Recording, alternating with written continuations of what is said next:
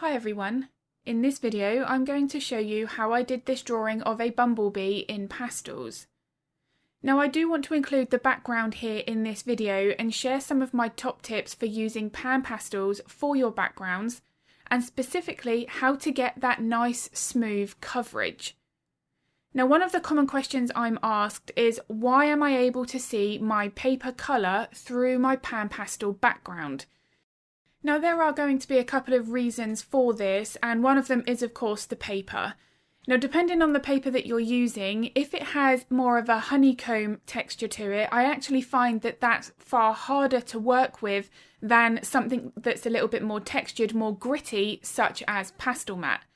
Now Pastelmat is a very unique surface. It's not gritty like sandpaper, it is smoother than that, but it does have a more textured feel to it. Now this is wonderful because it grips the pan pastel perfectly. But that can also mean then that as it is a little bit textured, if there's not enough pan pastel on your applicator, that paper colour is going to show through.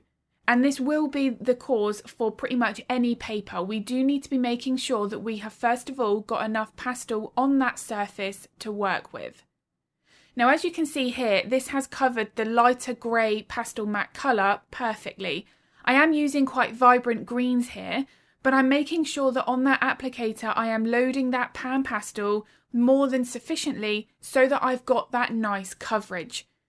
Now the other reason why this is beneficial is it's going to enable the pan pastel colours to blend more easily if there's enough pastel for it to work with. Now if we're only working with a thin layer and we're trying to get that nice soft blend from one colour to the next, it's going to be far harder, more harsh and rigid between those two colour changes if there's not enough pastel for it to actually blend into. Now as long as you're not using your pastel pencils over your pan pastel layer, you can add as much of this as you need. The Pastelmat really does grip this, so it's not going to fall off your paper or anything like that. You know, it really is a wonderful surface to work on. But you do want to make sure that this is the top priority, that if you're not using your pastel pencils, that you're brave with how much you're applying. Now you don't want to plaster it on, but as you can see here, I'm really making sure that that colour is vibrant. It's blending nicely because I have enough of that pigment on my paper. Now I've mentioned this already multiple times about the use of pastel pencils, and this is a crucial part. If you are using your pastel pencils over any pan pastel layer, you do need to make sure that you haven't filled the tooth of the paper. Now for this background, where I'm going to be putting the flowers, I am making sure there that I'm using less pastel. You can still see my white transfer lines through that pan pastel layer, and that is usually my go-to indicator on how much pan pastel I should apply. So if you are using your pastel pencils, you do want to be more cautious. You can still see that I'm indicating at my colours, but that I'm not using as much there because I need the tooth of the paper remaining so that I can then use my pastel pencils on top. Now if you use your pastel pencils over any areas of your drawing and they feel like they're gliding over, it's a little bit slick, then that's an indication that you have filled the tooth of the paper. Now that's going to significantly limit how many layers of pencils you can add on top, which therefore is going to impact how much detail you can add. So this really is a very important consideration when working with pan pastels. Now when it came to working on the bumblebee, high contrast and bright colour saturation were my two main goals here. I really wanted to capture that beautiful darkness of those black stripes, and then also the colour saturation in the vibrant orange and yellow colours on the bumblebee as well. Now when you're working with pastels, because how easily they blend, it's one of the main advantages of working with this medium, it can then create muddy layers if that darker pastel is mixed into any vibrant or lighter colours. Now one of my biggest tips for preventing that from happening is to keep your workspace, the area that you're drawing, nice and clean. Now that applies to where you're placing your hand. You don't want to smudge your work, which is why I've got that semi-translucent sheet of glassine paper under my hand at all times, and also keeping the tip of your pencil clean. Now this is something that I do cover thoroughly in the real-time step-by-step version of this tutorial. I'm really here focusing on making sure that I'm preventing that darker pigment from mixing into my lighter colours, and that's going to become more apparent as we progress through this video. Now this was only a 4x6 inch drawing, so it's actually very small. But as long as we're using the correct layer and pencil technique, we can achieve a very high level of realism. Now a part of that for me is to still be able to create these fine details. Now this does encourage more of a refined and controlled pencil technique, which is invaluable when we're working on a larger scale. Now a key part of creating these finer lines on such a small area is using more of a sharper pencil and also maintaining more of a lighter pressure. Because we're working with more of a textured paper, if you are using Pastelmat, that is going to blunt the tips of those pencils far quicker if you're working with more of these delicate details. This isn't something that I pay much attention to when I'm working larger, because a blunt pencil in most situations can still create a lovely fine detail. But certainly on a smaller scale like this, those sharper points are easier to achieve this finer look. Now one other aspect that the real-time version of this tutorial focuses on is how to colour match your pastel pencils with a pan pastel background. So you saw here that when I was mapping in that green colour on the wing, I was using my pastel pencils and mixing the colours together so that it was pretty much identical to the pan pastel colour I had mixed for my background. So if colour matching there and how to get that closeness of those two colours is something that you would like to see in more depth, then that is something that I do mention in this video. Now because I'm creating my real-time tutorials with a voiceover while I'm drawing, I'm able to explain everything in the moment. Why I'm choosing a specific colour, why that layering process has been changed, why I'm moving and holding that pencil in a specific way. So if they are of interest, as I say, I will link all of the information to those in the description below. Now the reason I had to start adding in the green of that background is because I wanted the wings to have more of a translucency to them. They needed to have the look of slightly a glassier, shiny appearance, but that it still had that colour showing through. Now this is going to really help to make this wing look more realistic, compared to something if I'd have blocked it in just with a general lighter colour. Now I can't stress enough that if the lighting shows that in your reference photo, then you won't need to have the background colour showing through.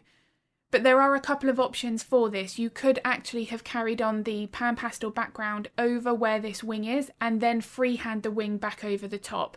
I actually show that in a dragonfly tutorial, and I've also got a version of that available here on YouTube. I'll link that in the description below as well if it's of interest.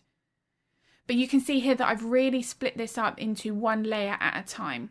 I first of all focused on what would be behind the wing, so therefore the background, and then I've gradually added my highlights from there. Finishing off with my darker lines in the wing because I didn't want to start with a darker base and then risk this layer looking muddy when I put my highlights over the top. So being able to strip back this layering process, and it's one of the wonderful advantages that we have when working with pastels and how we can really simplify that layering process, just makes something like this that looks fairly overwhelming more easier to tackle. Now another main advantage of working with pastels is that we can layer a lighter colour over a darker base. Now as you can see here, I did use my orange over the black, but that's only because these details were very subtle. If I needed that colour saturation and more of the orange visible, then I would have started with those colours and not began with the black. So adjusting the layering process here, depending on what we're working with, is a key part of achieving this contrast and colour saturation. Now as I continue to work on the body, the subtle details here are really going to help make this look soft. Now the hair on the Bumblebee here, it does have that softness, it's not necessarily a wiry texture. So making sure that I'm able to soften the pencil strokes as I apply them is just helping with that extra level of realism, especially on this smaller size. Now this does follow the correct pencil technique, so if we're using too much excessive pressure, then these lines are just going to look quite grainy, they're going to look very thick. So making sure that we're using the pencils correctly is important. Now when I start working on mapping in the rest of the body, this is where I'm trying to keep my darker colours and my lighter, more vibrant colours separate. Now to make sure that I do this correctly, cleaning the tip of the pencil is important. This is something that I'm always mentioning in my real-time lessons. Because of how the pastel can be picked up on the tip of a pencil, if we don't clean that off and we apply that colour in a lighter area, we can actually create a darker dot. Now one of the initial reactions there is to use that pencil more and smudge it in. Now the problem that happens there is that darker area sort of begins to get larger. It then creates more of that muddy look. So what I would recommend to do in that situation is clean the tip of the pencil, switch back to your lighter or more vibrant colour, add that back over the top and then continue with your layering process. That's going to mean then that we're more likely to cover up that muddy look and not make it worse. Now onto the next wing, and again I'm mapping in what is behind or underneath the wing first, and then I can progress with my layers. Now this is a key part of enhancing the level of realism, especially when drawing fur, feathers, anything that we want to enhance the depth, and being able to add our lighter layers over our darker colours with pastels can certainly make that much easier. Now once I've got the indication of that yellow or orange stripe mapped in, I can then start to work on the wing itself. Now I'm deliberately going to be going over that yellow colour, that's okay, but having that in place here is just going to help with that transparency. You can see that I'm actually deliberately muddying this up with the grey that I'm adding over the top. Because that wing creates the shine, that colour saturation is not going to be as vibrant under the wing as what it is on the section of that stripe to the side of the wing. So really adjusting the colour saturation here will help with that realism even further. So this is a really good base for a wing. I can now start to add in some more of that defining colour. Maybe there's more reflections from the sky, some flowers in the environment, anything that might be just bouncing that light and that colour back onto the surface of the wing. Once I'm happy with that, I can then start to put in my highlights. Now first of all here it's tempting to just work with those brightest highlights. They're usually what we notice first. But in this situation we want to build up those values in stages. It will enhance the depth and create more of that shine. Now one of the best ways of achieving something that looks wet, shiny, reflective, metal is a great example of that, is to have high contrast. So you want your highlights really bright and you want your shadows nice and dark. Now onto the next part of this portrait, and that was the flowers.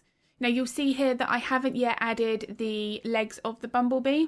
This is important because some of these flowers are actually behind those. So again, working with the correct layering process, what's further away just makes that layer and that drawing process much easier to visualise.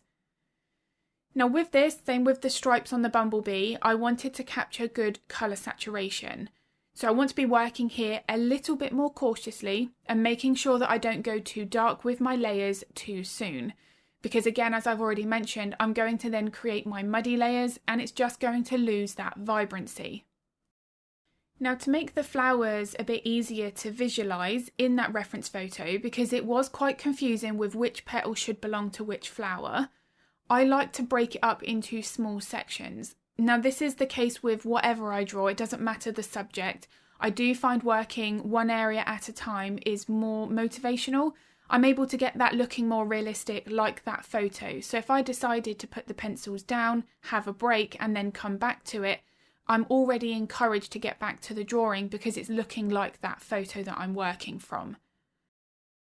Now some of these flowers did have a soft, slightly out of focus look to them, so I don't want to add too much definition and detail to the petals. Now where the petals were more in focus, there still wasn't a huge amount of detail, but the other thing to consider here is the size of the artwork we're working on. Now as I mentioned at the beginning of this video, this is quite small, this is only a 4 by 6 inch, so I do need to be realistic with how much detail I can include here. Now working on these smaller drawings It's so beneficial for many reasons, one of which, if you're feeling burnt out and you're maybe struggling to hold that concentration at the easel, you want to be drawing, but you're not wanting to commit yourself to multiple days or weeks on one project. These smaller drawings that we can get done in a few hours, but still achieve a high level of realism, really do encourage us to get back to the easel at more of that rate that we would be working at previously. Now, feeling burnt out, I feel, is normal. It's something that I think every artist will experience. Now, for me, if I work on projects that are larger, more complex, every single time, I know then that my concentration is going to get tested for each drawing. That then, I feel, is something that I know I can get quite discouraged by. Now, with this smaller drawing, I'm still using all of the key fundamental techniques that are required when working larger, but I'm able to do all of this just in a few hours. So this just gives me that real boost to get back to the easel and maybe plan something that is more complex and a little bit larger. So if you are feeling stressed, anxious, you do want to get back to the easel, you've been burnt out, but you're not quite sure where to start, a little project like this is invaluable. Now, when it comes to drawing the legs of any animal, it's really important that we get the angle correct. Now, the legs here, they're naturally going to get quite thin and they do look a little bit bumpy at the edges, but I do want to make sure that I've captured that. For this animal, that's going to massively help with that level of realism. We don't want them to be too straight. We certainly don't want them to be completely curved. Unlike this area here, this isn't actually a leg, but I do want to be making sure that I've got that variation. The other thing as well is, although the legs are very narrow, I'm still paying attention to the lights and the darks. So I'm coming in here with either a brown pencil or this is the Carbothello black, depending on what it is that I'm drawing. But I will then come back in and add some highlights and shadows to this area, even though it's very narrow. And that's because I don't want any one area of this portrait to look like it's unfinished. I want every single part of this drawing to look like it's given the right amount of time and care. Now here, for example, I'm paying attention to where is a petal in front of an element. It comes in front of this area here, so I want to try to make sure that I correct that. It's far easier to add that petal over the top than it is to break up that darker line and then add it again at the very tip. Now, of course, you could use that layering process and that approach if you want to. There are many different ways to get to the same end. But again, with pastels, as long as we're using the right technique, we can add that vibrant colour for that tiny little area over something that is very dark. Now, that one situation there could actually cause a muddy layer very quickly. So I do show in the real-time tutorial how to use your pencils to avoid that from happening. And just adding that one petal in front, it just adds another bit of dimension to the portrait. But avoiding that muddy layer there is crucial. So I do hope this video has been useful. If it was, I'd be very grateful if you could give it a like and a thumbs up. It makes a huge difference to my channel. I do upload a couple of videos to YouTube every week, so if you would like to get notified of that content, then don't forget to hit the subscribe and the bell button. If you are interested in drawing along to the real-time version of this Bumblebee, then I'll link the information to that in the description below. If you have any art-related questions, feel free to pop them in the comments. I'm more than happy to help if I can. And I'm going to be uploading another video at the end of the week. But as always, thank you so much for watching.